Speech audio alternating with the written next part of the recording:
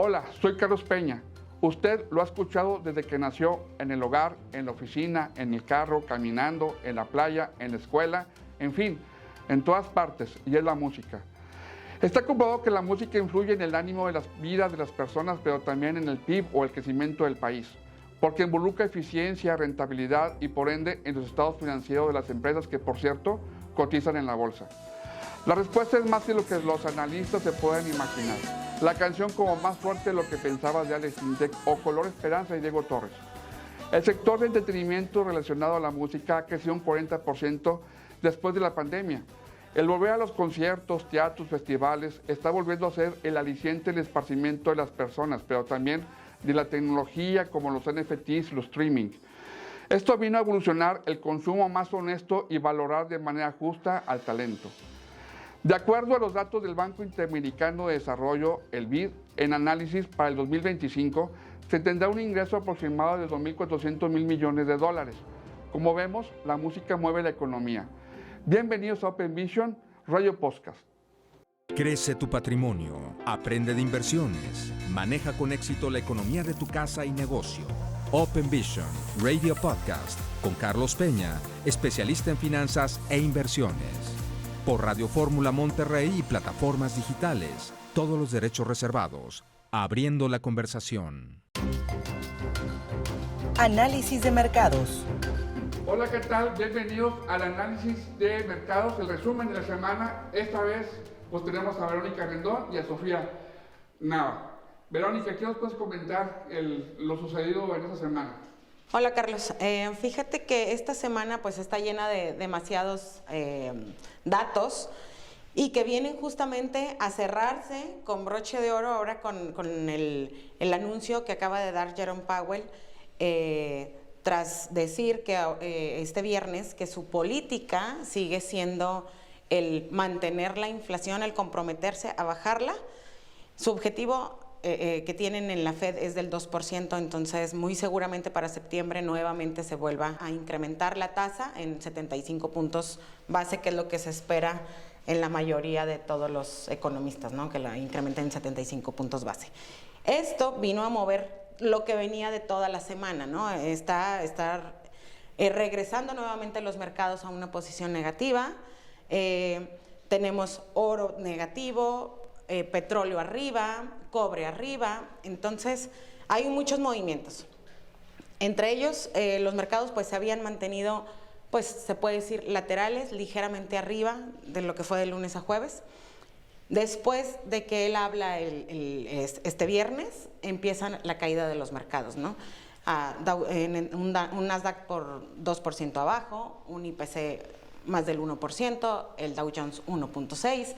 Entonces los mercados empiezan a cerrar esta semana pues negativos a consecuencia de este anuncio donde vuelve nuevamente la política restrictiva y a subir esta tasa.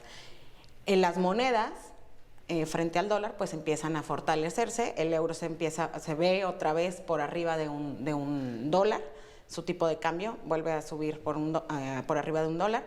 El peso que estaba en niveles de 20.10, 15 la semana pasada, ahorita estamos en 19.90. Y en lo que respecta, por ejemplo, al petróleo, tenemos un Brent que está ya en los niveles otra vez de $100. Tenemos un WTI que venía de 90, ya estamos en 93.70, más valores. Entonces, pues todos los datos vuelven a moverse, las expectativas siguen siendo totalmente restrictivas, la intención es pues bajar la inflación y pues tienen que empezar a crear valor. Definitivamente tienen que empezar a crear valor porque a raíz del 2009 hacia acá, donde ha habido una impresión indiscriminada de moneda, ¿no? Muchísimo efectivo, muchísima liquidez en los mercados que se ha inyectado, pues ha perdido el valor la economía. Y ahora lo que tienen que hacer es justamente eso, volver a crear valor para volver a niveles de inflación. Sin embargo, estas políticas no creo que sean suficientes para que la inflación se detenga. Y pues apenas va a entrar el invierno, apenas vienen momentos claves en los precios de los energéticos. tenemos a un Reino Unido con un 362% de incremento en el gas en lo que va del 2022. Entonces, pues esto apenas empieza en muchos lugares donde definitivamente va a ser peor que en otros toda esta cuestión de los energéticos. Aún no hay tope todavía con respecto a la inflación. Desde el momento que siguen subiendo las tasas de referencia, Así es. todavía no sabemos hasta dónde vaya a topar esto. Así es. Sofía Nava, ¿tú qué nos puedes contar? Sí, derivado de lo que comenta mi compañera, pues sí hay muchísimas afectaciones que hemos estado viendo a lo largo, bueno, pues con la crisis en Europa, con la guerra en Ucrania, y lo que comentaba del gas, anuncia también en Reino Unido, todavía a partir de este decremento, un aumento en el 80% que se espera en octubre en el precio del gas. También en datos aquí en México, lo que es en la actividad agropecuaria, disminuyó un 6%, su peor caída después del 2020, en abril del 2020 que se da. Esto se debe de manera importante a escasez en los fertilizantes y productos agropecuarios. Entonces sí es un efecto dominó que se está afectando en todos los demás países del mundo. Seguimos con los mismos fundamentales que están impactando la economía del mundo. Así es. La primera, ¿cuál sería? La primera, bueno, la inflación, ¿no? Es la reina de aquí de todo Pero el fundamental, ¿qué es? La guerra de Ucrania, lo de la competitividad que tiene ahorita Estados Unidos con China con respecto al doping. Fíjate que yo creo que previo a la guerra de Ucrania y Rusia, ya, o sea, como te comentaba ahorita, venimos con una impresión de billete, de moneda, o sea, de una manera indiscriminada, ¿no? Entonces, esto viene desde antes de las tensiones entre Rusia y Ucrania. Se suman estas tensiones entre Rusia y Ucrania a principios de año, febrero, marzo, que inicia todo esto. Entonces, estamos hablando de poquito más de 6 meses de este conflicto, que obviamente ha venido a paralizar todo, pues son grandes exportadores de petróleo, de gas, y la zona más afectada pues es la zona euro, ¿no? O sea, son a los que les exportaban más y ahorita se está deteniendo y se les está encareciendo. O sea, son las dos cosas juntas. Tienen menos provisión y más caro, obviamente, ¿no? Entonces, pues ahora sí que todo pues empieza a sumar. Este conflicto también trae una derrama económica en cuestiones de armamento, ¿no? Pues como toda guerra, quien lo produce, a los países que los produce, pues definitivamente les va bien, porque pues obviamente se requieren más armas y más sofisticadas cada vez para poder hacer frente a todos estos enfrentamientos, ¿no? Pero todo va ligado, se juntan ahora, o se suman, mejor dicho, tensiones a raíz de la visita de Nancy Pelosi a Taiwán, entre China y Estados Unidos. Entonces, todas las cuestiones, pues obviamente van sumando el hecho de que hoy los mercados estén abajo y que cada día los inversionistas y todos los individuos del mundo completo, porque todos estamos en una incertidumbre, se suma pues una desconfianza hacia cada gobierno de cada país, etcétera. O sea, todo va sumando. Hay un dato muy importante que comentaba también Sofía Nava, el aspecto de los fertilizantes. Rusia y Ucrania son zonas sumamente importantes, el gas y el fertilizante. Así es. En Latinoamérica hubo un incremento del 30% de los fertilizantes derivado a las consecuencias de la guerra de Ucrania. ¿Tú cómo puedes ver a futuro, Sofía, en qué puede afectar prácticamente lo que es el sector de agricultura en América Latina? Pues puede afectar en una escasez si también los países no realizan una planeación para ver desde el momento en que ya se está viendo esta afectación, sí tenemos que ser más emprendedores para poder mitigar esa escasez que se va a dar, pero de alguna sí le va a afectar de alguna manera. De hecho, hemos visto la afectación en los precios en general de los alimentos. Así Bien. es. ¿Algo que has comentado, Vero? Pues no sé si recordarás ahora el cierre de inflación de Estados Unidos del mes de julio, que salió pues mejor a lo esperado, ¿no? En julio. Y entonces ahí los mercados tuvieron un pequeño rally pues ahora sí que, a pesar de que se ha visto una tendencia ya bajista en los mercados, aunque haya una baja, una tendencia bajista, pues siempre tendrán también sus repuntes. Lo mismo que en una tendencia alcista siempre habrá pequeñas caídas, ¿no? A pesar de que sea una tendencia de alza, pues tiene caídas. Y una tendencia de baja también tiene sus pequeñas alzas. Que este fue el caso ahora, el cierre de julio con el dato de inflación. Y sin embargo, bueno, empieza una euforia de los mercados y poco a poco se ve donde están ahí teniendo sus alzas. Pero no está controlada esa inflación y el hecho es el comentario con el que acaba de cerrar la semana Jerome Powell, donde nuevamente se ve que van a incrementar las tasas ahora para el mes de septiembre, ¿no? Y otra vez los mercados vuelven a contraerse. Entonces, lo que quiero decir con esto es que no todo depende tampoco de la inflación. O sea, no es el único indicador en el que debamos de fijarnos para tomar decisiones en cuanto a qué inviertes o qué no inviertes, ¿no?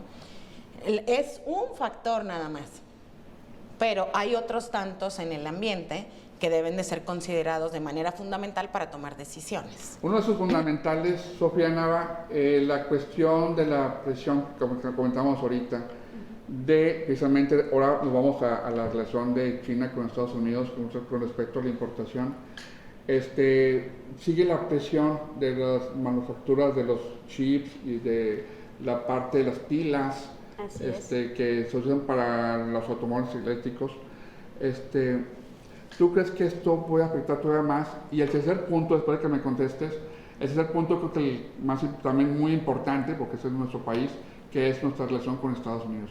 La parte del TEMEC sigue habiendo muchísima presión. La semana pasada también declaró Biden de que ellos, si México no entra en el encuadre del TEMEC, ellos van a también tomar presiones de ese tipo. Adelante. Así es. Sí, lo que me mencionabas, la primera pregunta de la afectación de la relación de China con Estados Unidos con respecto a los chips, para lo cual Biden realizó la iniciativa, una ley para apoyar más a las empresas que fabrican estos chips y empezar a ser ellos mismos los productores, ya que China pues es el primer Taiwán es de los primeros productores de chips. Entonces sí le va a estar afectando en el Inter, pero a medida de que vayan creciendo, que se inyecta a estas empresas y que vayan creciendo, pues va a empezar a ser más autosuficiente. Pero en el Inter pues sí estamos viendo pues estas presiones inflacionarias. La otra pregunta es con respecto a lo del TEMEC de Estados Unidos con México, que sí pues ha habido, no se han puesto de acuerdo, pero a México le conviene pues sí tener una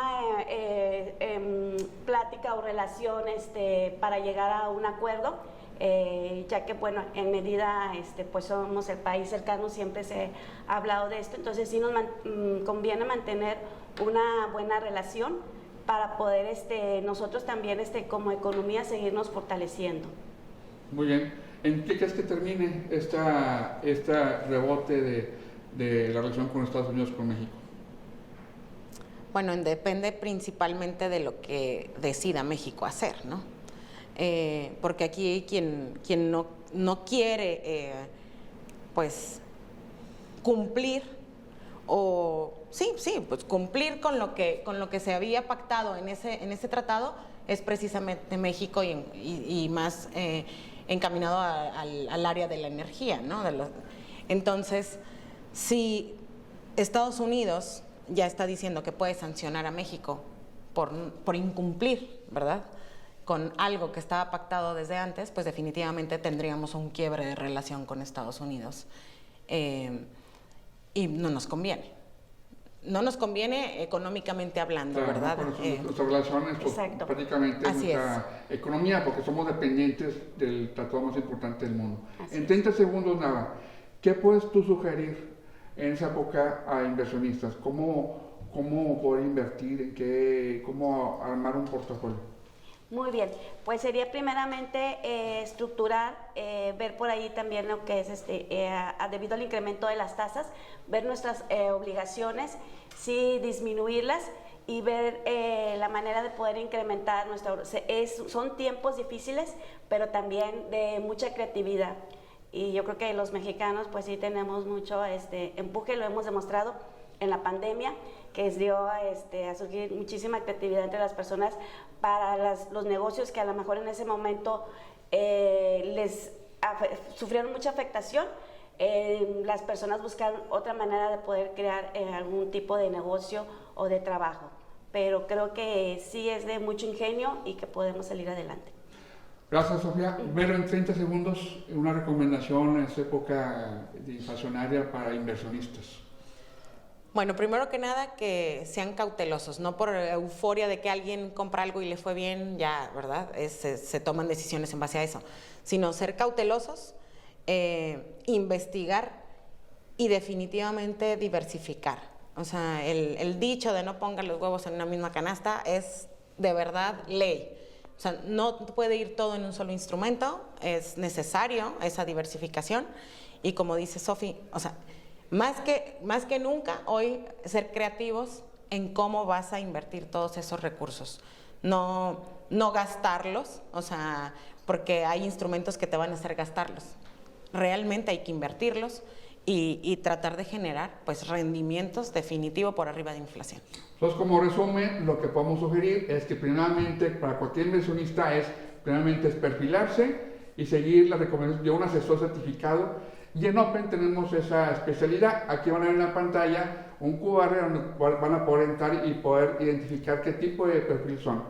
Y bueno, pues muchas gracias, Vero Rendón, muchas gracias, Sofía. Gracias. Y nos vemos para la próxima semana en el resumen de análisis de mercados. Muchas gracias.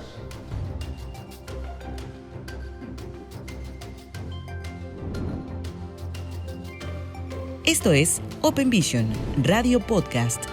Regresamos.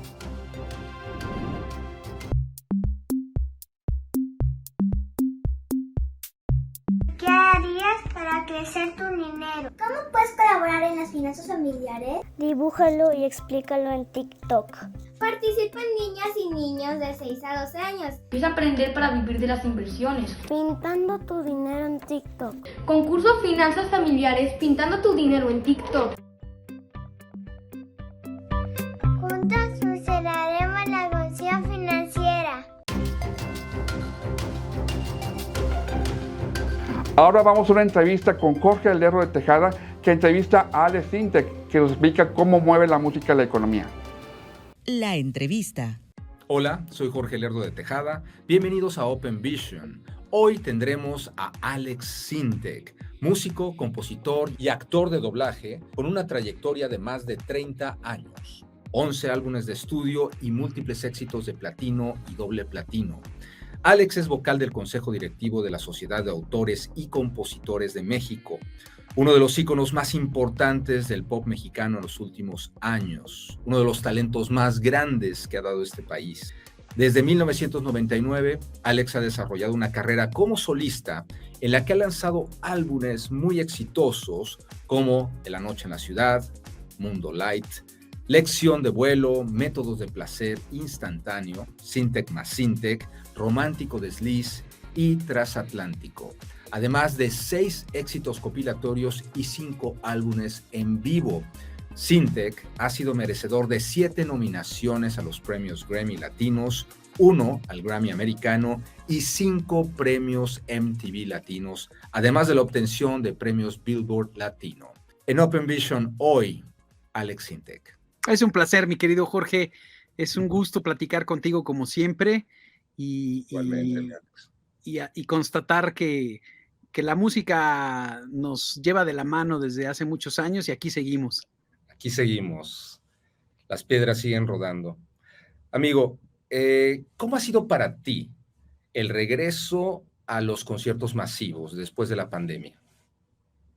Ha sido una locura, Jorge, la verdad, porque sí pude constatar que existe una muy clara adicción a la dopamina, a la adrenalina que generas cuando te subes a un escenario.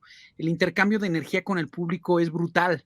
Y cuando vino la cuarentena y hubo esta veda terrible de conciertos y de espectáculos, sí me deprimí, sí, o sea, independientemente de que la situación era muy adversa para todos y nos asustaba, y el encierro además, la incertidumbre, sí sentía yo muy rudo la parte de la ausencia de la sustancia, ¿no? De esta adrenalina tan fuerte que genera el escenario. Entonces ahora el regreso ha sido apoteósico, ha sido glorioso, donde pues con mucha gratitud te subes al escenario y te das cuenta de lo bendecido que eres cada vez que pisas un escenario con el público. ¿Y no has sufrido, no te has enfermado de COVID? Sí, tuve del Omicron y me fue bien, o sea, no estuvo tan fuerte. Afortunadamente nos enfermamos mi esposa, mi hija y yo, pero salimos adelante bien. Qué bueno. ¿Qué lecciones te dejó a ti en lo personal la pandemia, Alex? Pues sobre todo el valor de las cosas, ¿no? Curiosamente, por ejemplo, yo, bueno, obviamente me di cuenta que gasto muchas tonterías, ¿no? Que de repente hay que cuidar más el dinero, hay que direccionarlo de la manera correcta y siempre guardar un fondo prudente. ¿En qué estabas gastando, Alex? ¿Qué son tonterías? Tengo mucho equipo en mi estudio, porque soy coleccionista, porque me encantan las guitarras, los teclados, los efectos de sonido, pero de repente tenía mucho equipo que no estaba ocupando, ¿no? Y de repente como que me dio esta culpa de decir, tienes que usar, o sea, tener en tu posesión equipo que estás explotando, que estás usando, y lo que no, dejarlo fluir, ¿no? Dejarlo ir. Y puse mucho de mi equipo a la venta en internet, mi ropa. Mucha de la ropa que he comprado para los shows, para las entrevistas y todo, la doné a través de una fundación de una amiga, Marcela Cuevas, y se subastaron lentes, corbatas, camisas que me pertenecían, y sentí bonito desprenderme de todo esto y darme cuenta que lo más importante es la esencia, ¿no? Lo más importante es el lado humano. Las redes sociales, pues yo era muy activo y no sé, dejé de serlo. Me aburrió, no le vi chiste a estar exhibiendo mi vida todo el tiempo. No. Yo sé que a muchos artistas les funciona por los followers y el engagement, estar subiendo fotos de su familia, de su desayuno en la mañana, del gimnasio. Híjole, a mí se me hace un poco obsoleto, aunque al público le guste mucho eso. Pero tuviste fenómenos virales como esto del catsup. Recuerdo mucho. Pero fíjate que son accidentes, porque yo tengo una sección en TikTok donde platico, ¿sabías que hice la música de la película fulana o de la serie de televisión mengana o de una estación de radio como hace algunos años lo hice para ti en una estación donde trabajabas? Uh-huh. Y en una de esas platiqué que yo había hecho jingles en mi carrera al principio y como ejemplo canté la canción de la catsup y se viralizó. Primero como que intentaron los haters volverlo como algo negativo, como mira qué tonto este tipo que hace música de la catsup, ¿no? Como desacreditando, pero es una canción tan querida y tan escuchada, tan recordada. Quítale lo aburrido, ponle lo divertido, es puro tomate lo que a ti te late. Sí, todo el mundo lo tenemos en el corazón y en la mente. Algo familiar, es algo sano, que muchos la han escuchado, y es como muy simpático enterarte que alguien como yo, que hace música pop y que hace canciones, de pronto pues haya hecho un jingle memorable como ese, ¿no? Entonces, llegó como a los 20 millones de reproducciones, y para bien o para mal, muchísima gente creo que estuvo muy contenta de saber este dato y de reírse junto conmigo, ¿no? Pero aún así tienes tus, podríamos decir, consideraciones con las redes sociales, las tienes ubicadas en un lugar donde no quieres exhibir mucho tu vida privada. Después de la pandemia, ¿no? Porque era justamente la pregunta que me hacías, esta introspección, ¿no? El interiorizar mucho, el situarte como ser humano en el universo y el darte cuenta que tus valores pues, tienen que ser más espirituales y no superficiales, ¿no? Y por eso también las redes te enredan, es lo que me he dado cuenta después de todos estos años. Y hace que te tropieces, porque el público está esperando que seas un superhombre y que no te equivoques jamás. Y eventualmente siempre vas a meter la pata en algo. Y cuando lo haces, te tunden como la Santa Inquisición. Entonces, son épocas salvajes en ese sentido y muy incivilizadas, a pesar de la tecnología y de lo que puede hacer el avance tecnológico de estas redes. Resulta incivilizado el comportamiento del ser humano en muchos casos, ¿no? Entonces, las grandes lecciones de la pandemia, ver más hacia adentro, un poco más espiritual, dejar ir las cosas, ver lo que gastas, tener más educación financiera. ¿Crees que es importante, lo consideras, la educación financiera, no solo para los músicos en lo particular, sino para toda la gente en general? ¿Es importante hoy en día tener esa educación, Alex, financiera? Sin lugar a duda, ¿no? O sea, el dinero no lo es todo, ¿no? Y de hecho el dinero secundario viene y va y no puede ser tu prioridad, pero sí te relaja mucho el no estar en una crisis económica, ¿no? Y claro, eso depende mucho. Bien dicen que no tiene más el que más gana, sino el que menos gasta, el que menos el que más economiza, ¿no? Entonces, afortunadamente mi esposa es muy buena con las finanzas. Yo soy un botarate. Yo soy muy de vámonos de viaje, que no haya carencia y vamos a darle.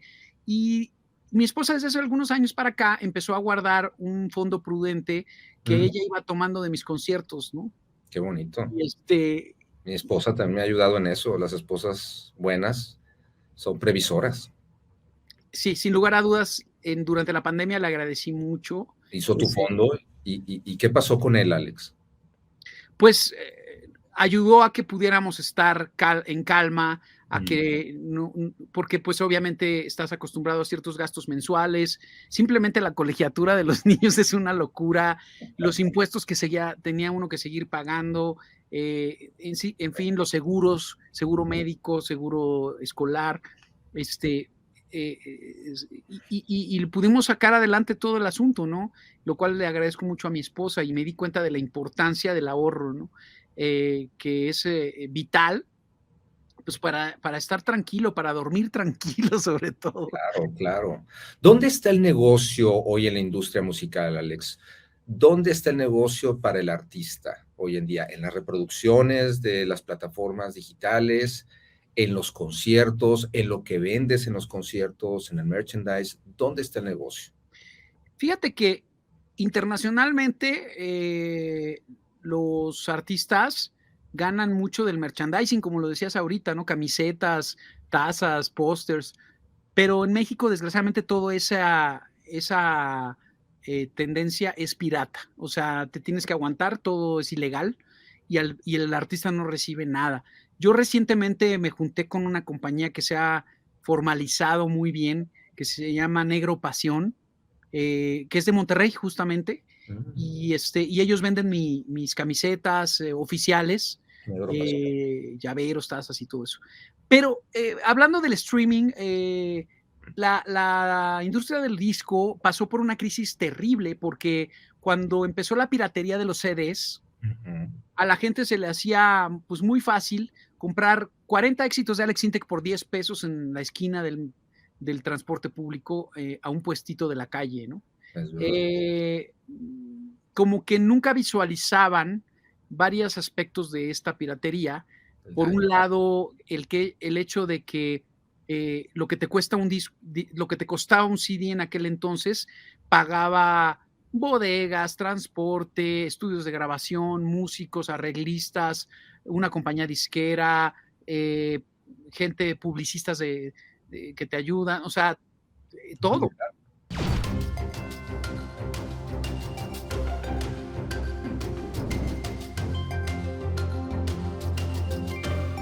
Esto es Open Vision, Radio Podcast.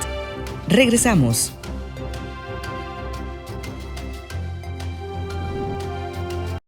Open Money es la mejor aplicación para el manejo de tus finanzas. Open Money te ayuda a mejorar tus ingresos, egresos e inversiones con un solo clic.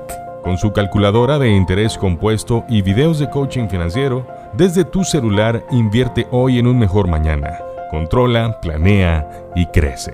Descarga Open Money. Open Money. Juntos revolucionaremos la educación financiera.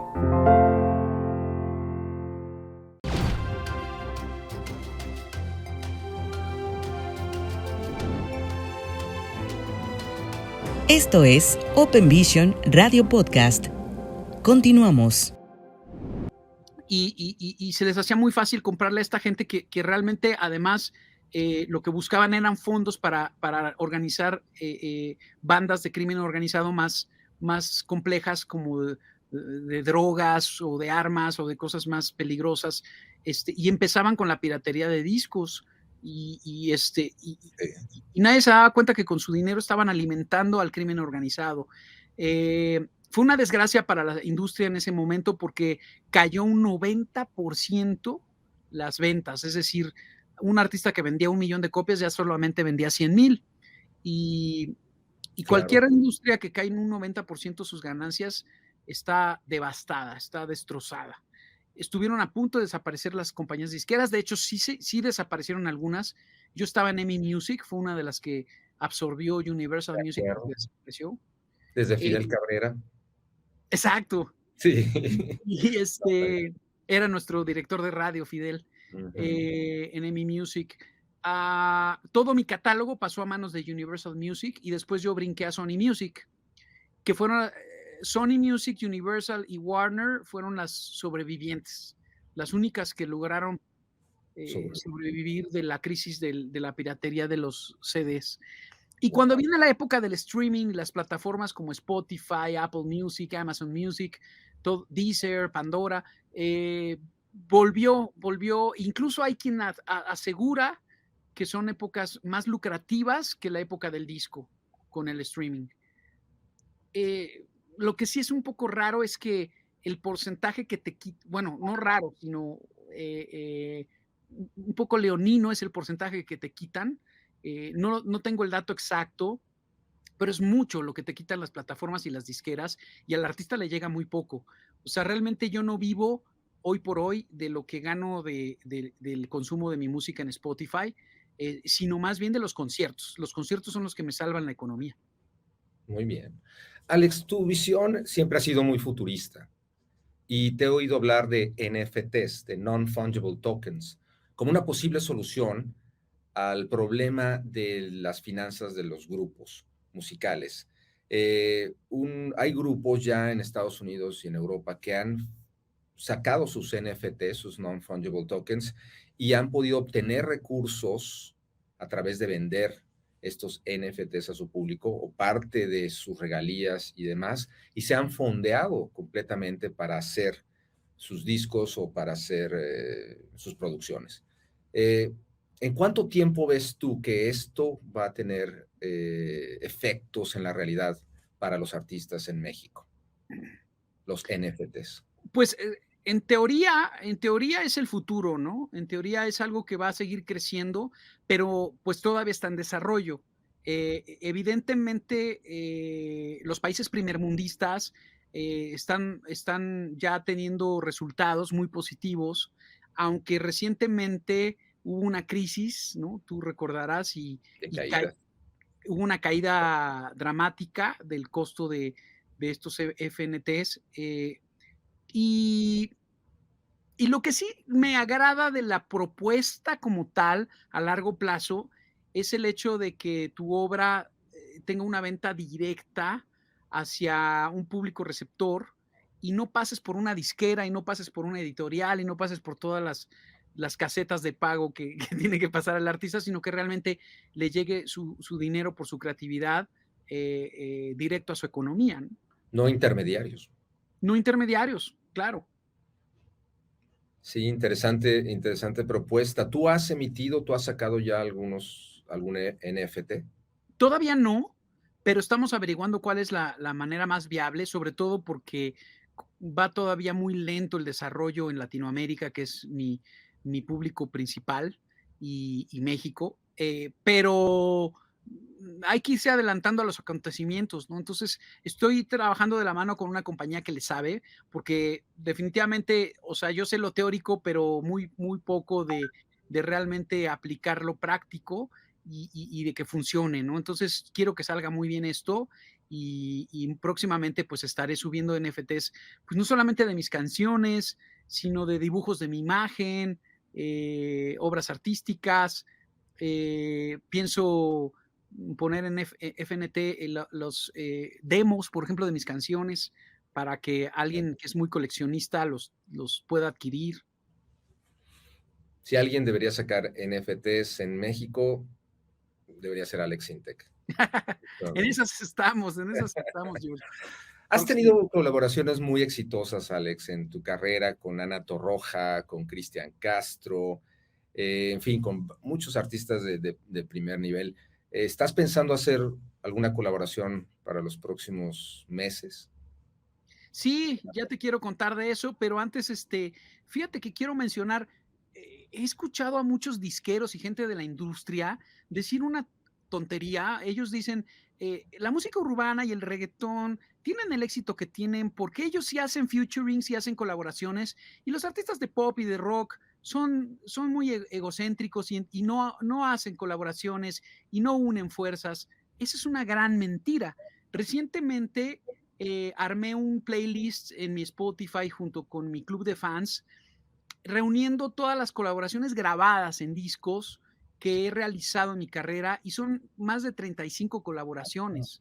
Es un mundanal, con Miguel Bosé, con Rubén Blades, con Los Ángeles Azules, con Celso Piña, con Margarita la Diosa de la Cumbia, con Alondra de la Parra, con Tania Libertad, porque además siempre he estado abierto a muchos géneros musicales, a la diversidad, y por la única razón que pues no me hace feliz el reggaetón, es por su monotonía. Me parece una música muy monótona y con un direccionamiento absolutamente mercenario, ¿no? O de compraventa de música rápida, sin dejar mucha trascendencia desde mi punto de vista, sobre todo por la vulgaridad de la mayoría de las letras. Y pues sí, desde mi punto de vista, hacen un cochambre social que es difícil de quitar en los jóvenes. Me parece lamentable ver a chicos de 7, 8 años de edad perreando, chiquititos, cuando este tipo de modalidad pues es para adultos de 18 en adelante. No pueden, o sea, que además como moda pues me parece un poco vulgar, ¿no? Pero independientemente de la libertad de expresión que se debe de respetar, también se debe de respetar la edad que no es apropiada para esta música. Y yo sé que el rock, por ejemplo, en su momento, pues tenía a veces letras muy sexuales o cosas no apropiadas, pero el rock sí estaba regulado. Tú no oías a Alice Cooper en un kinder para niños, pero sí oyes a Maluma en un kinder y bailan felices los 4. Pero bueno, hablando de cosas bonitas, Playa Limbo, que es una banda que he seguido desde hace varios años, me parece que la música que hacen es muy elegante, es muy fina, y decidí tocarles la puerta para que hiciéramos una complicidad juntos. Lanzamos recientemente un tema que se llama Eclipse de Luna, que tuvo mucho éxito, nos fue muy bien, y ahora estamos preparando un nuevo tema que se llama 10 para las 10, que va a ser lanzado pues aproximadamente dentro de un mes y medio.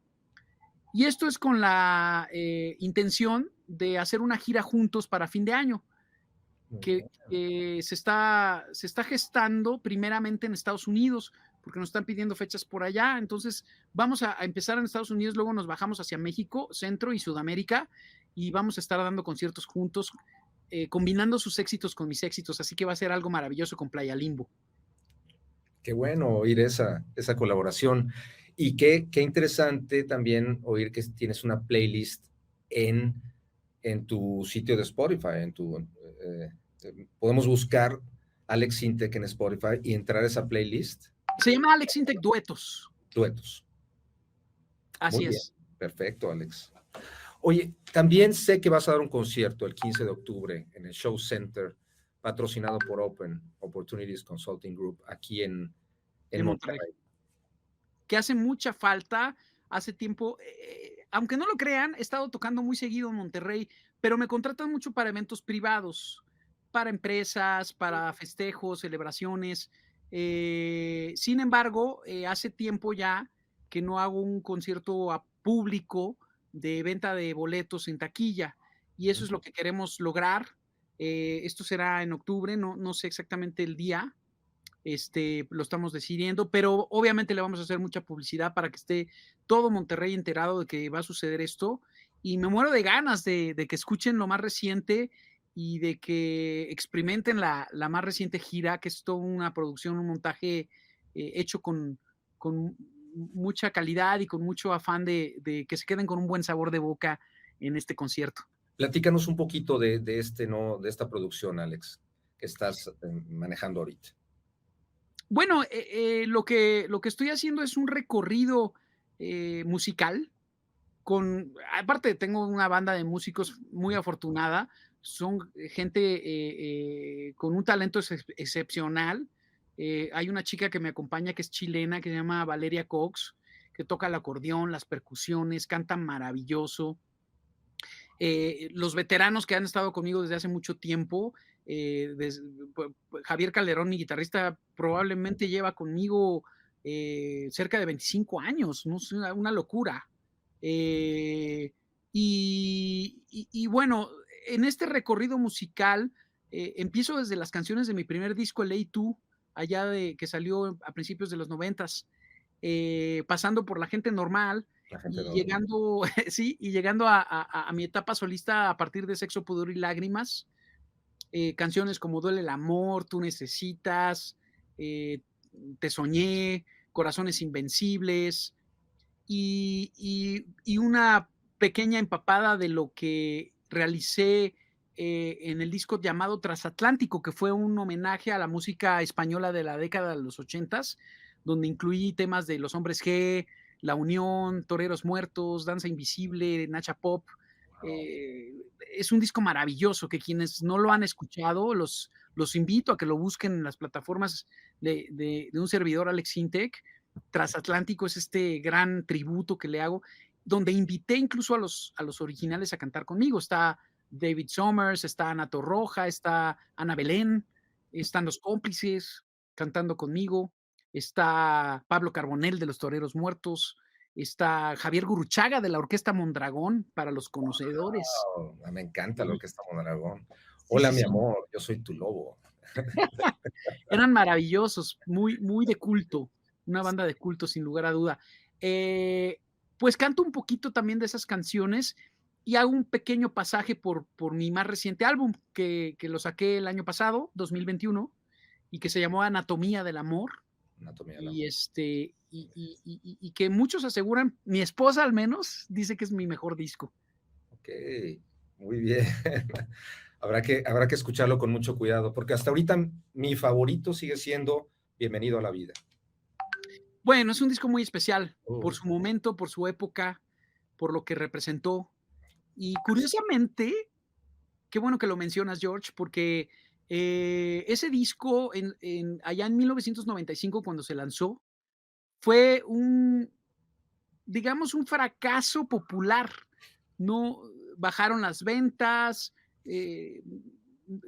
la disquera me reclamó terriblemente porque no se vendía como ellos esperaban, el público no estaba preparado para recibirlo al parecer, y con el paso del tiempo ahora es uno de mis discos más escuchados y más aplaudidos. No, es bellísimo, bellísimo, en todos los sentidos.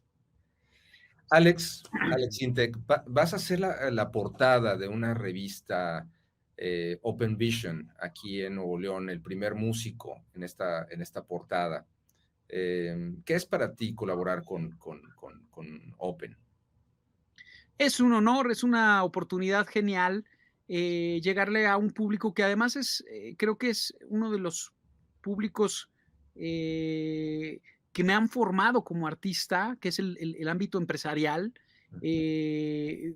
principalmente formado por los líderes actuales empresariales, son de mi generación, ¿no? Son los CEOs de las compañías. Y es bien interesante el poder plasmar ahí pues mis ideas y ser un portavoz, una imagen que inspire y que ayude a creer más en nuestro país, en México. Querido Alex Sintek, muchísimas gracias por siempre inspirarnos, por siempre llenarnos de tu arte, de tu música. Ojalá lo sigas haciendo por muchos, muchos años más. Igualmente, Jorge, muchas gracias por esta entrevista. Es un placer siempre platicar contigo, te admiro mucho y te respeto mucho. Y a todo el público de Monterrey, los abrazo con todo mi cariño.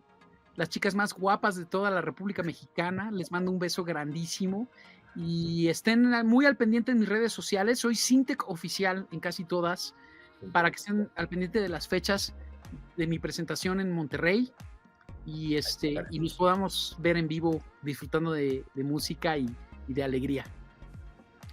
Alex Sintek, súper fuerte abrazo. Gracias, Jorge. Cuídate mucho. Sintek en Spotify. Se prendió Alex Sintek en Spotify. En la Alexa.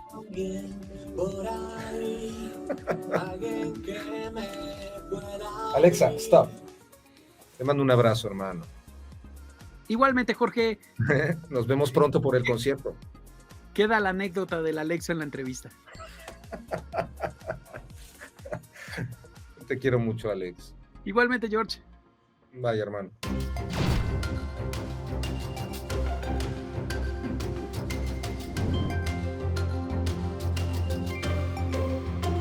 Esto es Open Vision, Radio Podcast.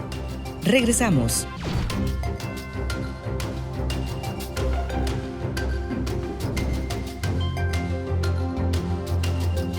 Esto es Open Vision, Radio Podcast. Continuamos. Ahora vamos a la sección de Open Vision con el columnista Arturo López Gavito, que nos explica cómo la música mueve la economía.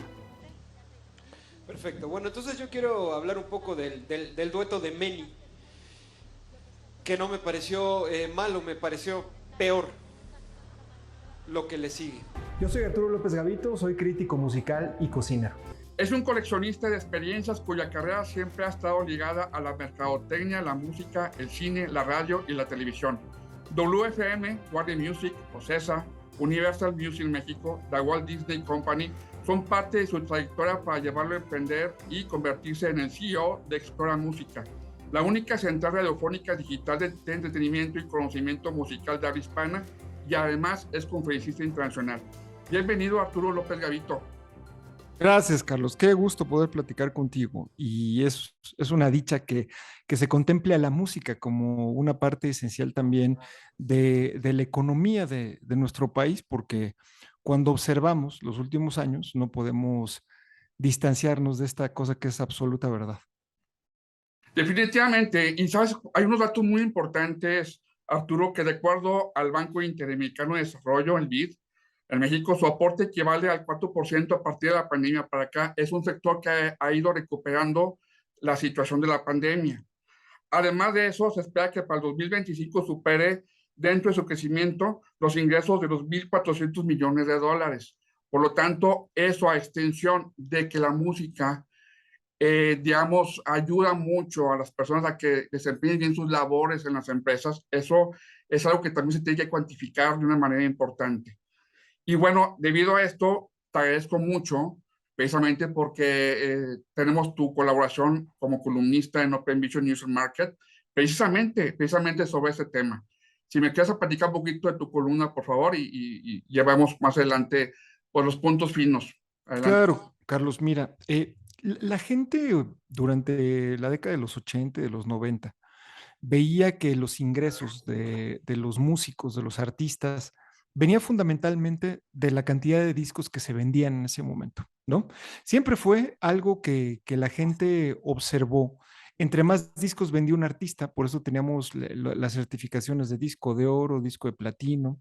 Eventualmente, el primer disco de diamante que se entrega en México se lo llevan los Bukis con la canción de Tu Cárcel, ahí a finales de los años 80, un hito muy importante. Pero lo que la gente no volteaba a ver es dónde se hace realmente el dinero en la industria de la música. En una inmersión, para poder realizar también la columna para Open Vision, hemos visto que la música en el mundo sigue encontrando su camino. Es decir, no es la industria en materia de, de venta de música lo que realmente la convierte en algo relevante. ¿Por qué? Porque cuando empieza el trabajo de las plataformas digitales y empiezan también las redes sociales, concretamente YouTube, la gente empieza a sentirse dueña de su persona y también de sus contenidos. Entonces, el entretenimiento como nosotros lo conocíamos ya no es igual. Desde el momento en el que el consumidor se convierte en protagonista y el consumidor empieza a aliar su imagen con la música, empieza a utilizar la música y las compañías editoras, que son las que manejan los derechos de los autores para poder dar permiso o concesión del uso de cierta música, también empiezan a ver una normativa que va cambiando, es decir, la digitalización del entretenimiento hacia principios del siglo XXI empezó a traer muchísimos cambios en la industria de la música al 100%. Muchos de nosotros que vivimos los 80 y los 90 y el boom a partir de 1991 de los conciertos en México, recordaremos que en un inicio no se podían grabar los conciertos, es decir, mucho de la piratería de los conciertos salía cuando alguien entraba con una grabadora o también entraba, por ejemplo, a tomar fotografías, te retiraban la cámara, muchas veces te consignaban y todo. Y hoy el consumidor se ha convertido en parte activa de los conciertos. Es decir, lo primero que hace la gente cuando va a un concierto hoy en día es saca su celular y se pone a grabar. ¿Qué diablos hacen con ese celular y con la música que graban o con las imágenes? Pues solamente ellos lo saben, ¿no? Porque normalmente es algo que se queda como algo personal, porque no lo puedes ni comercializar, ni le puedes dar uso, ni es una grabación de buena calidad, ni nada, todo lo contrario. Pero lo importante es que tú como consumidor, como asistente a ese concierto, estás generando la experiencia como algo interactivo. De manera que si nosotros desglosamos la importancia en materia económica para la música, y no solo a nivel México, sino también a nivel mundial, hay un organismo que se llama IFPI a nivel internacional, que este organismo lo que hace es que aglutina a todos los productores de fonogramas. Un fonograma es la manera en la que tú fijas la música o fijas también las imágenes a través de un videograma, ¿no? Digamos que un video en términos de la industria se llama videograma y un CD o un vinil o una pieza digital también se le conoce como fonograma. Y a partir de ahí la IFPI regula a la cámara que en México aglutina a todas las compañías disqueras, que se llama Amprofon. Y Amprofon, bueno, se ha visto un poco lenta en la deliberación, es decir, en entregar las cifras. No tenemos cifras de Amprofon desde el año 2019 y tiene que ver también con el tema de la pandemia. Pero como bien señalas, Carlos, a raíz del regreso en el año finales del 2021, más o menos, pues hubo un boom por regresar a los espectáculos en vivo y esto los promotores y los organizadores lo capitalizaron de manera increíble hasta el punto en el que Ticketmaster, que es la empresa más exitosa de Ocesa aquí en México, estipula vender 22 millones de boletos durante el año 2022. Tú me vas a decir si esto no es un negocio increíble y si no, la industria de la música realmente o de los espectáculos en vivo mueve a la economía. No, definitivamente. Y yo creo que estamos innovando. Hay una innovación aparte de la música. Se escucha mucho, Arturo, los beneficios de por ejemplo, los NFTs, cómo ampliar la parte de poder proteger precisamente al talento, porque fuera de eso hay muchas situaciones que a lo mejor no pueden ayudar mucho al talento y hay que cuidar el talento. ¿Tú cómo ves la parte de los NFTs en esta innovación que estamos viviendo actualmente? Mira, eventos tan importantes como Coachella, que es el festival importante que se lleva a cabo también en Indio, en California, debuta con los NFTs. Y esto tiene que ver con esta nueva manera en la cual el Internet está evolucionando, que es el metaverso, ¿no? El hecho de personalizar un NFT para que la gente lo sienta también como una pieza suya y que los propios grandes músicos, especialmente los asiáticos, es decir, quienes empiezan con los NFTs son los coreanos, son los japoneses, también algunos artistas chinos. Esta es una manera de que el público se sienta poseedor de un pedazo del arte de su propio artista. Es decir, se ve en el metaverso una manera muy palpable de poder comercializar la música y también de cómo poderle sacar un jugo importante que se llega a vender un NFT hasta en decenas de miles de dólares en un momento dado.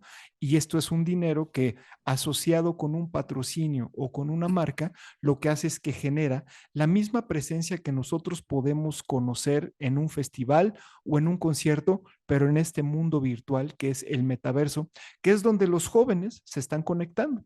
Entonces, lo que se quiso lograr con la pandemia, que no se logró al 100%, fue la comercialización de los eventos por streaming. Yo recuerdo mucho algún show de Justin Bieber que llegó a aglutinar a más de 200,000 personas que se estaban conectando también en línea en un momento dado, que esto fue tomado por una empresa, una marca importante como fue American Express en su momento. Entonces, si tú tenías esta tarjeta de crédito, podías entrar directamente al show de Justin Bieber. Y bueno, se rompieron las redes en ese momento. Pero termina la pandemia y no se da seguimiento. ¿Qué es lo que va a pasar en el metaverso?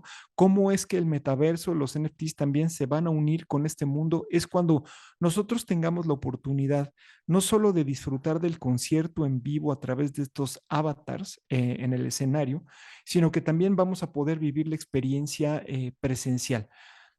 La música va hacia allá y la monetización de la música va directamente aparejada con la evolución de la tecnología, de cómo la tecnología nos va a presentar no solo el audio, porque el audio para muchos consumidores de música solamente audio dejó de ser algo relevante y lo que estamos viendo es que el 60% de las utilidades que genera la industria de la música a nivel mundial hoy en día vienen por los servicios de streaming. América Latina se convirtió o es hoy en día el mercado del mundo que más ha crecido de manera consistente. Y esto se ha logrado por una sola cosa, que es que la gente empieza a migrar de los servicios de streaming gratuitos a los servicios de suscripción. Y ahí es donde directamente se puede ver cómo las plataformas se están monetizando más, de manera que al monetizar las plataformas, directamente se ven beneficiados los músicos, los autores y las marcas que deciden asociarse a través de un patrocinio con un artista o varios, ¿no? Algo que a mí me llama mucho la atención, que lo tengo que decir, es que no debemos de perder de vista hacia el futuro la dualidad con la que un artista o músico empieza a trabajar. Cada vez estamos viendo que las marcas están mostrando su lado humano, el lado de la sustentabilidad, el lado de la protección del medio ambiente y más que nunca también las causas que son las causas humanas para poder ayudar a los demás, ¿no? A lo largo de todo lo que hemos visto durante el conflicto en Ucrania, no ha habido un solo músico o un solo artista importante, relevante, que no haya dado unas palabras en pro de lo que está ocurriendo lamentablemente en Ucrania. Entonces estamos viendo cómo las causas sociales, el marketing musical, cada vez va virando y cada vez se va acercando mucho más hacia esta situación que me parece muy interesante. No porque Bono y YouTube no lo hayan hecho en Live Aid en 1985 o porque Bob Dylan no lo haya denunciado también en 1966. Creo que es una constante lo que ha ido ocurriendo con la música, pero si nos ponemos a pensar hacia dónde va esta industria, tiene que ver con la monetización a través de los sistemas digitales mayormente y después con la más bien tremenda derrama económica que existe en torno a la realización de un evento, de un gran festival como por ejemplo ustedes tienen en Monterrey, Pal Norte también, generando decenas de miles de empleos, no solo para la economía formal, sino una derrama bestial que viene a través de la economía informal también. Sí, yo creo que después de la pandemia lo que hizo es adelantar, fíjate, lo que son precisamente darle el valor que realmente requerían los talentos y las personas que involucran todo el sector de entretenimiento. Arturo, antes de irme a corte, hay puntos muy importantes en la cual en Open Vision valoramos mucho, que es un líder, tú eres un líder. Para mí es muy importante que nos digas, y repito nuevamente, un líder llega a serlo cuando llega a encontrar su pasión. ¿En qué momento llegó la pasión en tu vida, que es la música? ¿Cuándo y en qué momento llegó? Fíjate que esto es increíble porque desde que yo tengo memoria, en mi casa había dos cosas maravillosas que yo disfrutaba mucho. Uno era la música y otra cosa era la comida que hacía mi madre y mi abuela también. Mi padre tuvo la enorme fortuna de vivir el jazz en los Estados Unidos durante la década de los años 40. Y él regresa a México porque no quiso enlistarse como mexicano en las líneas que iban a ir a ser enviadas a Asia, ¿no? Y formalmente lo estaban llamando para que se convirtiera en soldado del ejército norteamericano en ese momento. Entonces mi padre llega a México, conoce a mi madre y le toca vivir todo ese esplendor maravilloso de los años 50. Entonces yo crezco con la música en mi casa y también voy descubriendo, muy afortunado de que me toca la música de los años 70 y de los años 80, y entro a trabajar muy joven, a los 17 años, a WFM, cuando Alejandro González Iñárritu era el director de esa estación de radio, y mi vida cambió. El negro. Sí, y mi vida cambió dramáticamente porque me aboqué a trabajar en la radio, a hacer guiones, a producir, y ahí empecé a consumir música como un loco. Pasaba yo también del cambio de los discos de vinil al CD, y me parecía maravilloso el hecho de poder escuchar música sin scratch y sin ruidos, y ahí también me convertí en un amante franco de la tecnología, de la audiofilia, y me convertí en un absoluto menómano a muy temprana edad. Y ahí por la añadidura viene pues prácticamente tu pasión y tu éxito en este sector. Por última pregunta, Arturo, un tips, una sugerencia que nos puedas dar. Nosotros promovemos mucho la cultura financiera. ¿Tú qué nos puedes, tú ahorras o inviertes? ¿Por dónde te vas tú? Pues no lo vas a creer, pero yo he encontrado una inversión increíble en dos cosas. Número uno son los coleccionables de alta gama. Los coleccionables de alta gama, te estoy hablando de una serie, una línea de juguetes japoneses bueno, chinos, que se llaman Hot Toys. Ellos son de, em, de Hong Kong directamente. Soy una persona que invierte mucho en coleccionables de alta gama. Tengo un salón de exhibición donde guardo todos estos productos, guardo sus cajas, y conforme voy viendo el tiempo, voy viendo que hoy en día el precio que pagué hace 2 o 3 años, hoy está 300% arriba del precio original. Y estos van a tener un valor grande a la postre. También invierto mucho en discos de colección que decido no abrir para también tenerlos para un mejor mañana, en un momento, eventualmente. Y eso es en lo que yo te puedo decir, cómo he transformado mi hobby en un momento dado en algo que puede tener una plusvalía después. También logré tener por ahí, tengo guardada una guitarra que me firmó B.B. King, tengo un bajo que me firmó Roger Waters también, diferentes cosas de colección que decido guardar como tesoros para el día en el que ya ni la música ni los medios de comunicación me favorezcan y me tenga yo que ver en la necesidad de hacer otra cosa más, pues ahí tengo un pequeño tesoro que puedo definitivamente vender o subastar. Wow, pues qué interesante. Pues bueno, llegamos con el fin de la entrevista, Arturo. Yo que la música mueve la economía. Yo siempre les comento a los inversionistas qué ha hecho la música por ti, pero tú qué has hecho por la música. Hay que elevar la inversión en la música, sector de entretenimiento, porque qué es lo que mueve y es la parte no cualitativa. La gente que elabora, por ejemplo, que en Monterrey, en Los Regios, pues es una ciudad totalmente industrial. La gente cuando escucha música se eleva la productividad, Arturo. Y eso ayuda mucho precisamente a que el PIB de Nuevo León o de otros estados de la República, de Ciudad de México, Guadalajara, se eleve. Entonces, la música es parte de nuestras vidas. Y yo te agradezco este espacio, Arturo, por colaborar con nosotros en la revista Open Vision User Market. Y te agradezco ese tiempo que nos compartiste con tus experiencias, con tu vida. Feliz, Carlos. Fíjate que trabajé mucho en la columna que realizamos para Open Vision también, y creo que solamente la primera parte, ¿eh? Es una pincelada, porque cuando piensas en la música piensas en más de 3000 años de evolución. Entonces imagínate todo lo que no ha pasado por ahí, cómo la música se ha convertido también en un asset impresionante para el desarrollo tecnológico y cómo hoy no podríamos concebir la evolución del mundo sin tecnología. Gracias por la oportunidad de poder platicar con tu audiencia y también de que nos lean en Open Vision. Muchas gracias, Arturo, y nos vemos para la próxima. Vamos Desde a corte. luego. Muchas gracias. Por hoy terminamos el episodio 4 de Open Vision, temático, la importancia de la música en la economía. Hay una frase que los invito a reflexionar. Si podemos resumir qué ha hecho la música por ti, ¿usted qué ha hecho por la música? Sintonícenos en Radio Fórmula Monterrey, véanos los sábados al mediodía y síguenos en todas las redes sociales. Hasta la próxima.